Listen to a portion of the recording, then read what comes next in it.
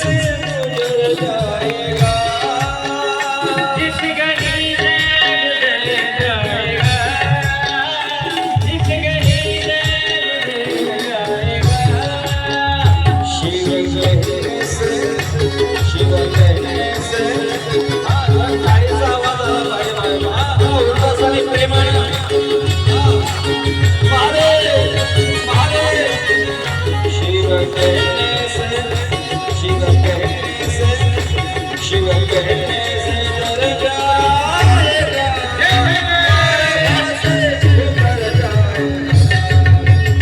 शिव कहने से डर जाएगा, हर भव से उतर जाएगा।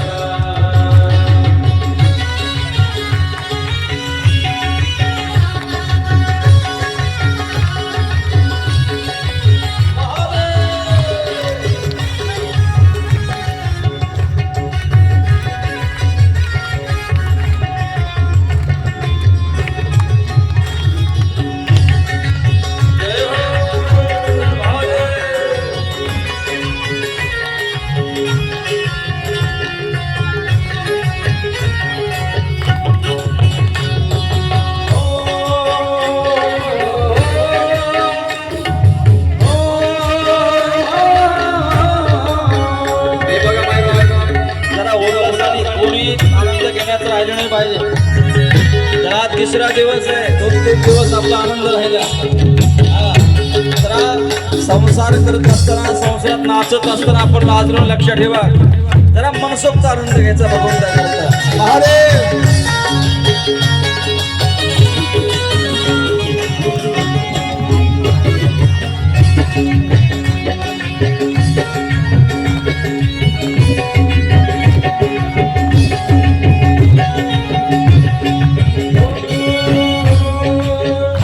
सब कहेंगे कहानी तेरी, काम ऐसा जो कर जाएगा,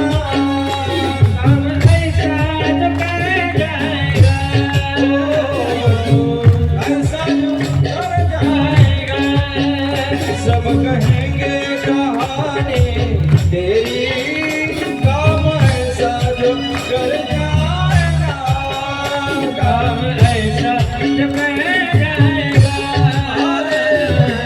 ऐसा जो कर जाएगा। शंकर कहने से, महाकालेश्वर कहने से, भैरवनाथ कहने से डर जाएगा, पार भव से उतर जाएगा। कहने से कर जाएगा, पार भव से उतर जाएगा।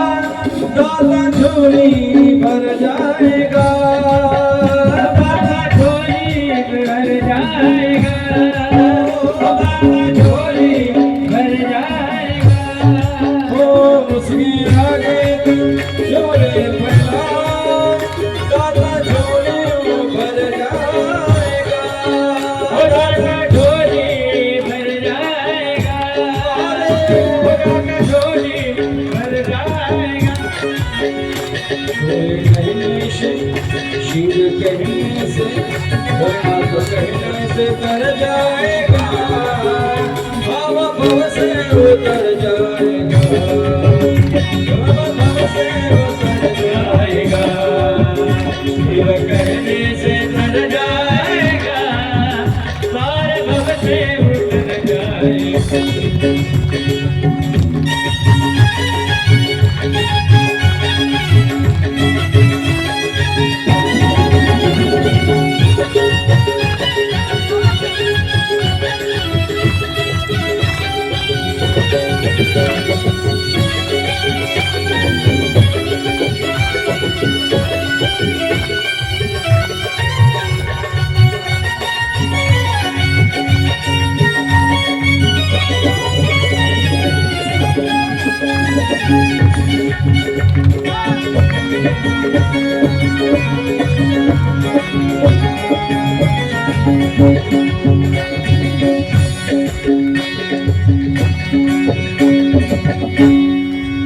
हर हर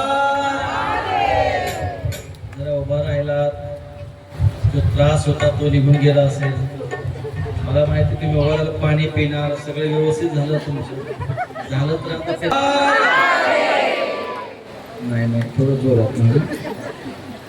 आज उपवास वगैरे नाही ना आणि 2 टाइम पंक्ती आहेत ना चिंताच नाही सगळे नाश्ता की का 3 टाइम कशाला देता म्हणून सुस्ता लागले ते चतुर्थी का चतुर्थी असते आणि खरी उपवासात फराळाचं काही कोणी कमी करत नाही. हर हर हर हर हर हर हर हर धन्यवाद कसा जपावा या मंत्रातल्या न म शी वा य किती अक्षर झाले किती अक्षर झाले हे 5 अक्षर झाले न म शी वा य हे 5 अक्षर या 5 अक्षर एका अक्षरामध्ये किती किती देवता आहेत एक अक्षर कोणत्या मुखातून निर्माण झालं त्या अक्षराची आदिष्टाची देवता कोणती आहे हे सुंदर चिंतन श्री महापुराणामध्ये आहे आणि हेच चिंतन स्कंद पुराणामध्ये फार व्यवस्थित पद्धतीने आले आणि हेच चिंतन त्या ठिकाणी लिंग पुराणामध्ये सुद्धा आहे पण हे जपविधान जे आहे ते स्कंद पुराणातलं आहे म्हणून हे सुद्धा मी मांडण्याचा प्रयत्न करेन बघू 10 मिनिटांमध्ये जेवढं होईल तेवढं बोलू आणि त्यानंतर उद्याचा दिवस जर जगलो वाचलो तर पुन्हा आपण एकत्र येऊ उद्या हा वा नाही उद्या जगणारच आपण उद्या येणारच उद्या कथा करणारच हा त्याला म्हणायचं भाऊ आमचं असं तरी हे बघ तुझी कथा करतो 7 दिवस आम्ही भोट करून म्हणायचं कथा झालीच पाहिजे हा हे काळ असेल कोणी असेल तुझ्या अडचणी असेल संकट असेल अजिबात तिकडे येऊ द्यायचं नाही का हे काम तुझं आहे त्याला आपण त्याचं काम करतो मला तर त्याला बोलण्याचं आपल्याकडे बी पाहिजे ना ज्याचं काम करतो ना तर आपण त्याला हक्कानं बोललं पाहिजे मी नेहमी सांगतोय माणसाने भांडावं देवाशी त्याच्याशी काय नातं निभवायचं ना त्याच्याशी भांडावं काय भांडायचं त्याला भांडायचं काय बोलायचं त्याला बोलायचं काय शिव्या द्यायचं त्याला द्यायचं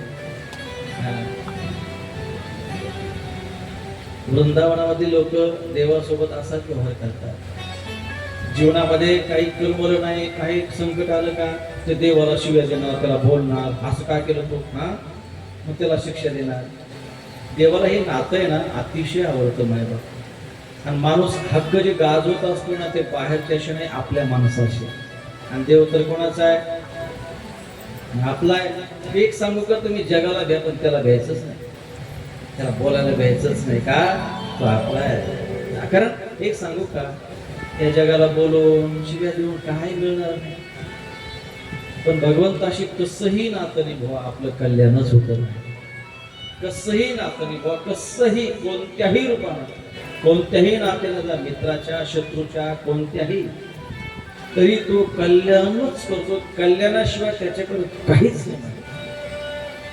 तो परिसासारखा आहे, परिसासारखा. कसा? त्या परिसाला काय घाव टाकला, काय तोड्यानं मारलं, काय चोरडा केला, काय रागानं मारलं, काय प्रेमानं मारलं, काय, पण लोखंडाचं सोनं झाल्याशिवाय राहणार नाही. परिसासारखा आहे तो. कसंही जा त्याच्याकडे, कसंही जा, कोणत्या रूपात जा, कसंही जा, शत्रूच्या जा, राग जा, प्रेमानं जा, कसंही गेले ना, त्याचा स्वभावच असा आहे, तो कल्याणच करणार, बाकी काहीच नाही माहिती. आणि ईश्वर असा आहे ना, तो सुखात नाही पण दुःखात धावणारा ईश्वर आहे. आणि दुःखात धावून येणारा फक्त एक मात्र तो परमेश्वर आहे माझे बाप. त्याच्याशिवाय जगामध्ये आपलं सुद्धा कोण नाही आहे. तो तुझं विना सखा माझं नाही कोण, तूच रे बाबा, तुझ्याशिवाय कोण नाही. आणि खरं तर त्याच्याशिवाय कोणीच नाही. माय बाप, आमच्या जीवनातली परिस्थिती, ना घर, ना दार, ना शेती, ना अशी परिस्थिती, ना कोणी साथ दिली, ना समाजाने साथ दिली, ना स्वैर्याने, ना धैर्य, नाही, कोणीच नाही. आणि या जगात कसं आहे माहिती का महाराजी, बरं का बंधू महाराजी, या जगात असं आहे ना, जो अत्यंत गरीब असेल ना, त्याच्या जर फार संकट आला असेल ना, त्याला कोणी साथ देत नाही. हे फार ज्याच्याकडे आहे त्याच्याकडे सगळे बोलतात. आपला खिस्सा भरला तर लोकांचा खिस्सा भरला, आपला रिकामा तर सगळ्याची रिकामा. अरे जग अवघड आहे, फार अवघड आहे. या अनुभव आपण खूप घेतला रे बाबा. तर मी नवीन म्हणजे अभ्यास करायला कुठेतरी जावं असं वाटत होतं, पण पैशामुळे, धनामुळे जाऊ शकलो नाही. पुढील कष्ट करायचे, फार परिस्थिती, फार बिकट परिस्थिती, फार एवढी बिकट की त्या ब्राह्मणाच्या काहीतरी उरलेल्या भात पोळी, एक साधं वरण राहायचं, आमच्या शेजारी ब्राह्मण राहायचे, ते ताट आम्हाला उरलेलं द्यायचं, त्याच्यावरच आम्हाला तेवढंच भेटायचं खायला. एवढं आवडायचं ना ते उरलेलं त्यांचं भात ते खायला, लय भारी. आणि ते बी आम्हाला उरलेलं तर द्यायचे, आवर्जून देत नव्हते. त्यांचं जेवण झाल्यानंतर जर ते वरण, साधं वरण पोळी जर उरली ना, तर ते हाक मारायचे की हे घेऊन जाणार. तर आम्ही त्याच्यावर कितीतरी दिवस वाट पाहायचो की आता उरलं का त्यांच्या घरात, आता उरलं का. त्याने जेव्हा ताट भरून दिलं का, एवढं आनंदाने खायचो ना, पण ते लवकर उडायचं. आता उरलेलं दिल्यानंतर लहान परिस्थिती आवडलं माहिती. आमचा बाप तर, आमच्या बापाला तर कधी चांगलं गरम गरम तर आयुष्यात कधी आम्ही खाल्लेलं आम्ही पाहिलंच नाही. आमचा बाप तर बिचारा कधी बी आमच्या भाकराचे त्याच्यावर आपल्या लाल चटणीवरच कधी बी एवढं कष्ट करून त्या बापाला कधीच चांगलं खायला भेटलं नाही. आणि कधी कधी घरामध्ये चांगलं जर कधीतरी सणाला केलं का, म्हणजे आवर्जून कधीतरी केलं का, बाप असं म्हणायचं, वा राम, हे राम, देवा असंच भेटू दे. हे शब्द आम्हाला चांगले आठवतात आमच्या वडिलांचे. आणि आज सगळे 5 पक्वान्न समोर आले का, असं वाटतं आता ते पाहिजे असते ना, लय समाधान झालं असतं. काय लय अवघड आहे. मी कार्यक्रमासाठी सुद्धा मुद्दा महाराज लोकांच्या पाठीमागे पळायचो, काय त्यांची सेवा करायचो, कपडे धुवायचो, काय मला कार्यक्रम देतील. मी संभाजीनगरला सुद्धा मी प्रथम आलो होतो ना, सगळ्या महाराजांना भेटलो होतो. कारण 6 महिने मी संभाजीनगरला राहायला होतो. तुम्हाला 6 महिने शेवट मी इथं काय काम केलं हे फक्त यांना माहिती आहे, कोणालाच माहिती नाही. मी कोणाला सांगितलं नाही की काय काम केलं इथे. आमच्या प्रकाशनगरला फक्त आमच्या ताईला माहिती आहे. ते सांगा वाटत नाही, मला कोणी ओळखत बी नाही मी काय काम केलं इथे. कोणी सहारा दिला नाही. सगळ्या महाराजांना भेटलो मी, मेसेज केले सगळ्यांना. हे संप्रदायातल्या लोकांनी नाही साथ दिली मला.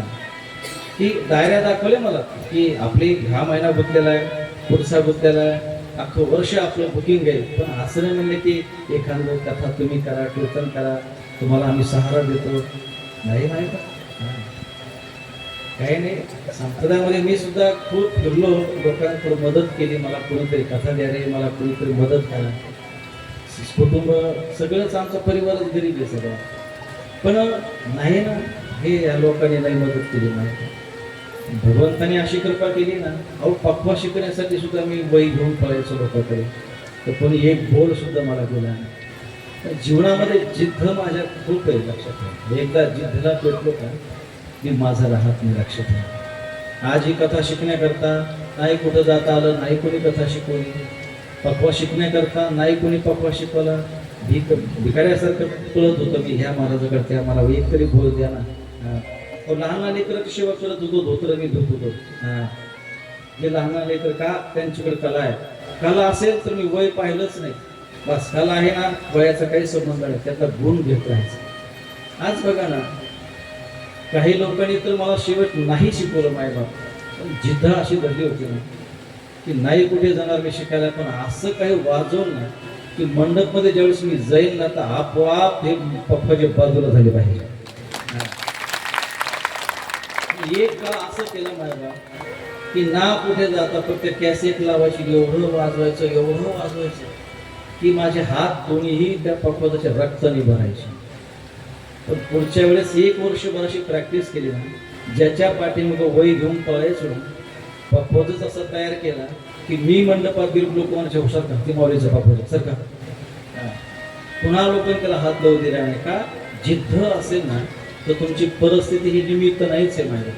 तुम्ही गरिबीतून सुद्धा कळस गाठवू शकता. तुम्ही कितीही गरीब असाल, तुमच्याकडे 10 रुपये नसेल, खायला नसेल, तरी तुम्ही आज कुठेही पोहोचू शकता. पण तुमच्यात ध्येय पाहिजे, तुमच्यात तेवढी क्षमता पाहिजे, कर्तव्य पाहिजे, तुम्ही तुमच्या कलेशी प्रमाणे पाहिजे, जीवनात धडपड पाहिजे. सगळं करू शकतो. आणि आज प्रत्येकाला मी कथा मागायचो, नाही कोणी मदत केली, कोणी कथा नाही दिली. शेवट कोणाला कीर्तन द्या, मी खाली बसायचो, कीर्तन द्यायचो. का आज मी जर यांना कीर्तन दिलं तुम्हाला भेटेल. कारण परिस्थिती फार वाईट होती, फार म्हणजे फार वाईट. पण शेवट मला माहिती आहे का आता हा समाज काही आपल्याला धारा देत नाही. शेवट आता माझा भगवान मला सांभाळेल. मायबाप संपूर्ण विश्वास मी त्याच्यावर असा टाकला जे त्याची कास धरली, पुन्हा या समाजासमोर आयुष्यात आतापर्यंत भीक मागितली नाही. शेवट असं त्याची सेवा करायला सुरुवात केली. अशी अवस्था तयार झाली की त्याला छातीशी धंदकीच रडायला यायला लागली.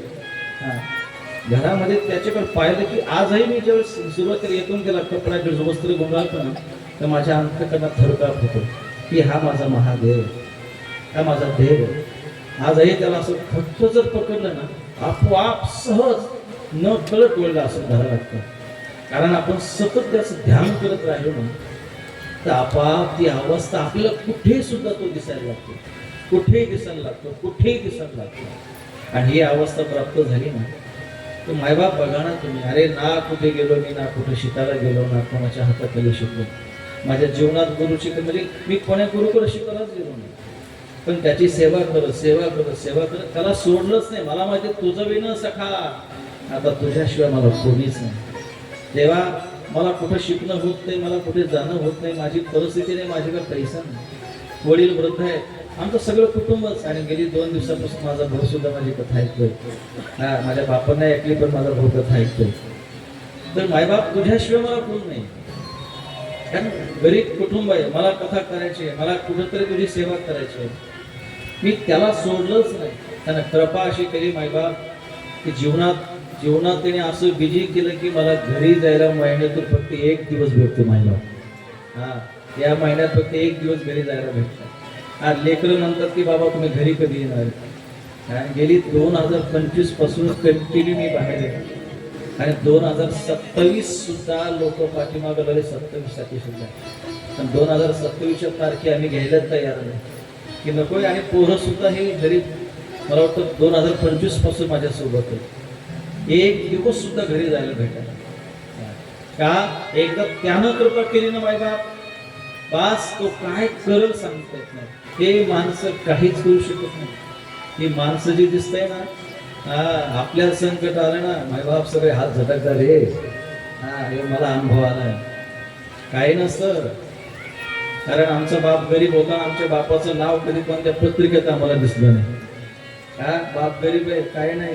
कधी कोणी बोलवत नव्हतं, कोणी लग्नाला बोलवत नव्हतं.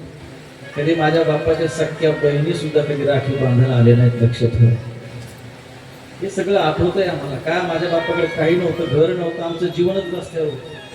आणि आज एवढं वैभव भगवंतांना दिलंय ना, आज सगळे जिकडं जाईल तिकडं मानतात हे आमचे पाहुणे, हे आमचे पाहुणे. पण माझं लक्षच नसतं हे आमचे पाहुणे. आता मला आता तुम्ही माझे पाहुणे नाहीत, आता पाहुणे द्यायला मला वेळच नाही. आज भगवंताने मला एवढे सगळे सोयरे दिलेत की आता तुमच्याकडे पाहायला मला वेळ नाही. हा. एवढे पाहुणे दिले त्यावेळेस मी एकटा होतो, आता 1000 लोक पाहुणे आहेत माझ्या पाठीमागे आणि एवढं प्रेमानं बोलतात ना. काय त्यांचं बोलणार आहे प्रेमानं, माझा वाघ, माऊली, हे सोन्या, अरे कधी आईनं हाक मारली अशी गोड हाक मारतात मला आणि हक्कानं बोलतात माझ्या आणि काय काय काही द्यायला तयार आहे सध्या. पण मी फक्त प्रेमाचं नातं ठेवलं, कधी व्यवहाराशी कोणाशी नातं ठेवलं नाही. म्हणून जीवनामध्ये मायबाप काही करा ना, कितीही ना या लोकांसमोर हात पसरून काहीच फायदा नाही. हे फक्त सुखामध्ये सगळे आपले येतात पण दुःख आले सगळे पळून जातात, काही नसतं. म्हणून त्याच्याशिवाय पुन्हा कोणीच नाही. तुझ विन सखा मज नाही को, तुझ्याशिवाय कोणीच नाही. आणि हीच भावना, हे विचार घेऊन आज इथपर्यंत प्रवास सुरू झाला नाही. आणि सुंदर तुमचा आशीर्वाद आहे. आणि मी आता काल सहज बोलून गेलो की आता काय बाबा आमचं माईकसोबत बोलणं म्हणजे फार अवघड असतं, कमी आमचं आयुष्य असतं, हे कोणालाच बोलणं सुरू झालं. काय अजून घरचे काही म्हणले नाही मला, पण आज एवढ्या कमेंट आल्या की तुम्ही असं बोलू नका, असं बोलूच नका, की नाही नाही नाही आता आमच्या ताई आता तेव्हा हे नका बोलू, हे सोडून बोला. उद्या यायचंच तुम्हाला, उद्या आम्ही बी येणार आणि उद्या कथा करायचीच आपल्याला. हा, हे असं नाही बोलायचं. आणि त्याच्या बापाची टाप नाही, त्याचं काम आपण करतोय त्यामुळे घ्यायचं नाही, लक्षात ठेवा. तो ईश्वर आहे, तो परमात्मा आहे माझा, तोच करता धरता एवढा दयावान एवढा कृपा करतोय ना. अरे केवढं संकट असो माझा, एका क्षणामध्ये असं दूर करतोय ना, त्याचा अनुभव फक्त माऊली झालाय. आणि म्हणून ही कथा मी तुम्हाला सांगतोय ना, मला चरित्र सांगा, हे सांगा, ते सांगा, याच्यापेक्षा त्याच्यावर प्रेम कसं निर्माण होईल, त्याच्यावर भाव कसा निर्माण होईल हे फार महत्वाचं असतं. आणि हीच कथा असते आपल्या आचारामध्ये, आपल्या विचारामध्ये, आपल्या वागण्यामध्ये, आपल्या अवस्थेमध्ये हा बदल होणं फार महत्वाचं आहे. त्याची आवड आपल्या अंतःकरणात निर्माण फार महत्वाची आहे. त्याचं नाव घेतलं की आपल्या डोळ्यामध्ये अश्रुधारा निर्माण झाल्या पाहिजे, अश्रू दाटून आले पाहिजे. हा भाव निर्माण झाला की असं समजा त्याची कृपा आता आमच्यावर खूप आहे. स्वैर्या धाऱ्या करता रडल्यापेक्षा का देवा करता रडावं, खूप जीवनात आनंद मिळावा. मी माझा बाप गेल्यानंतर एवढं रडलो नसेल, एकदा रडलं असेल, पण एवढं देवा करता खूप डोळ्यात अश्रू येतात. कशी येतात हे माहिती नाही, पण खूप भारी वाटते. एक एक अश्रूची किंमत तो मोजतो माहिती. म्हणून ही अवस्था प्राप्त करण्याकरता हे शिव महापुराण कथा आहे. आणि भगवान भोलेनाथून हा पंचाक्षर मंत्र एवढा अलौकिक निर्माण केला. हा पंचाक्षर मंत्र कसा निर्माण केला, कशी निर्मिती केली, आणि पंचाक्षर मंत्र कोणी धारण करावा, कसा धारण करावा, त्याचा जप कसा करावा. ओम नमः शिवाय हा षडाक्षर मंत्र आहे आणि नमः शिवाय हा पंचाक्षर मंत्र आहे. मग षडाक्षर मंत्र कोणी जपावा आणि पंचाक्षर मंत्र कोणी जपावा. तर हे सुंदर विधी जी आहे ना, आज स्कंद पुराणामध्ये जप विधान हा विषय आहे. तर स्कंद पुराणामध्ये जप विधान या विधीमध्ये जप सुद्धा करताना किती मण्याचा जप असावा, माळीतले मणी किती असावे, जप कसा करावा, कोणत्या बोटाने करावा, माळ कशी पलटायची आहे, किती मणी त्या माळीमध्ये असावे, रुद्राक्ष किती प्रकारचा असावा, केवढा असावा, किती साईजचा असावा. म्हणून हे सगळं जे सांगितलं मायबाप, जप कुठे करावा, कोणत्या ठिकाणी करावा, घरी केल्यानंतर किती पुण्य प्राप्त होतं, मंदिरात केल्यानंतर किती पुण्य प्राप्त होतं, क्षेत्रावर केल्यानंतर किती पुण्य प्राप्त होतं, हे सगळं सुंदर जे जप विधान जो विषय आहे जो पंचाक्षर मंत्राचा. आणि पंचाक्षर मंत्राचं गुपित रहस्य जे आहे की मंत्र कोणी जपावा हे सुद्धा रहस्य भगवान शंकरानं माता पार्वतीला सांगितलेलं आहे. पण भगवान शंकर म्हणतात आई तू गण उत्साहित झाली की हे जपविधान, हे रुद्राक्षाचं महात्म्य, पंचाक्षर मंत्राचं महात्म्य ऐकण्याकरता. पण मी कसं सांगू, कारण मला 2-2 कथा करायच्या बाई. मला पुन्हा त्या ठिकाणी 8 वाजता वेडला कथा सुरू करायची आहे, मला तिथे बी कथा करायची आहे, आणि त्यानंतर इथं 2 तास बोलायचं आहे. बाद झालं बाई. मी आता उद्या सांगेल पण आज नाही सांगत. कोरडा फटकोड मी 1 वाजल्यापासून बोलतोय, पण मी आज नाही सांगत. कोणी मला पाणी सुद्धा नाही दिलं बाई त्यानं. आणि आज तर कोणी बाटल्या आणल्याच नाही वाटतं. तुम्ही पालन करताय बरं का. हा. काय करायचं, थोडं ते आपण उडतो ना नाचायला, त्यावेळेस काय करायचं, पुढे तरी बाकी लपून ठेवायचं, जायचं पटकन घेऊन घ्यायचं. महाराजाला कळून द्यायचं. हा. पेत जा बरं का तुम्ही, पाणी पेत जा. हा. कसं असतं, थोडं बसून तहान लागते, कोणाला त्रास आहे, आणि जर कोणाला गुडघ्याचा त्रास असेल तुम्ही लांबून सुद्धा बसू शकता बरं का. असं काही अपराध वगैरे काही नाहीये. जसं कारण शरीराची व्याधी प्रत्येकाला आहे, म्हणून पाय लांबून बसलं तरीही चालतं. फक्त पाय हे व्यासपीठाकडं लांबून बसा. आपला तळपाय भगवंताला दिसता कामा नाही. जसं यज्ञाला बसत असताना तळपाय यज्ञाला दिसू नये, तसं हा एक महान यज्ञ आहे. थोडं लांब बाजूला लांबलं तरी चालतंय. म्हणून असं काही मनात आणू नका. उद्या ठीक 1 वाजता मी जपविधान आणि पंचाक्षर मंत्र कसा निर्माण झाला, भगवान शंकरानं ही विधी त्या ठिकाणी भगवान विष्णूला आणि ब्रह्मदेवाला ही दीक्षा कशी दिली, ही मंत्र दीक्षा कशी दिली, सुंदर विषय उद्याच्या कथेमध्ये आहे. म्हणून हे फार गोड विषय मायबाप. उद्या आपण त्या विषयाचं चिंतन करणार आहोत. आजच्या कथेला याच ठिकाणी पूर्णविराम. आणि जमलेली सर्व श्रोते मायबाप तुमचं सर्वांचं स्वागत अभिनंदन करतोय. आणि आज कथेसाठी आवर्जून विराजमान असलेले आमचे बंडोजी महाराज, त्यांच्याही चरणाविंदी मी नतमस्तक होतो, त्यांचंही अभिनंदन करतोय. कारण आमचे कार्यकर्ते, जेवढे मला कार्यकर्ते एवढे आवडले आणि एवढे समजदार आहे मायबाप, आणि सगळी एकाच वयाचे बघणारे, इथं तरुण मंडळी असावी पाळणारी, पण आज एवढे अगदी वयोवृद्ध माणसं काय सुंदर नियोजन करतात, किती पळतात रे. आणि त्यांच्यामध्ये एकच मला वाटतं कमी वयाचे आमचे सुरेशजी वाटतं, नाही का. नाही कमी वयाचे म्हटलं ना. हा, तेवढे सुरेशजी पण एवढे पळतात ना, एवढे पळतात. ते सगळे सांगितलं की आमचे सुरेशजी आमच्यापेक्षा खूप पळतात. हा फार उल्हास आहे त्यांना काम करण्याचा. आणि विशेष म्हणजे ते उल्हास कधी आला माहिती आहे का, ज्यावेळेस त्यांना दिलं तेव्हा उल्हास आला. फुकट नाही उल्हास आला,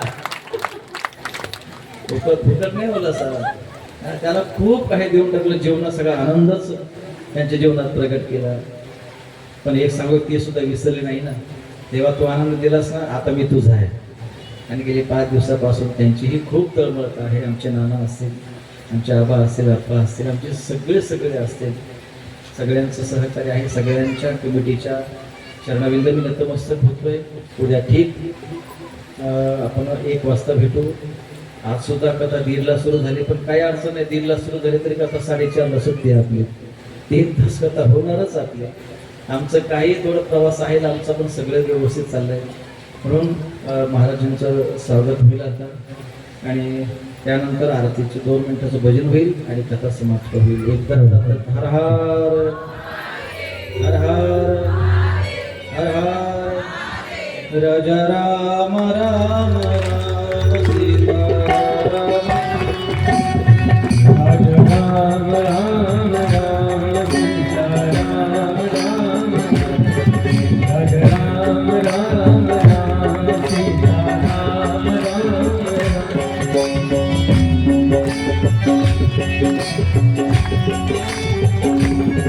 राजा राम राम राम राजा राम राम राम सीता राम राम, राजा राम राम राम सीता राजा राम राम राम सीता राम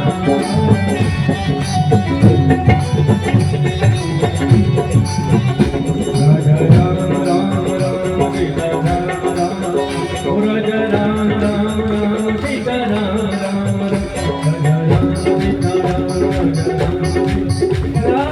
राम राम.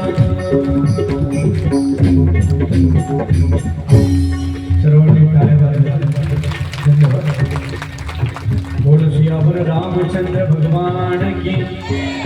ओम नमः पार्वतीपते हर हर महादेव भोलेनाथ भगवान की.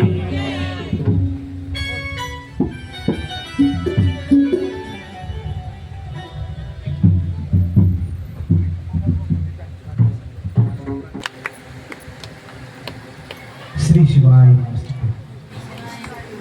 गुरुर्ब्रह्मा गुरुर्विष्णू गुरुर्देव महेश्वरा गुरु साक्षात परब्रह्म तस्मै श्री गुरुवे नमः. वक्रतुंड महाकाय सूर्यकोटी समप्रभा निर्विघ्नं कुरु मे देव सर्व कार्येषु सर्वदा कर्पूर गौरम करुणावतारम संसार सारम भुजगेंद्रहारम सदा वसंतम हृदयार वंदे भवम भवानी सहितम नमामि.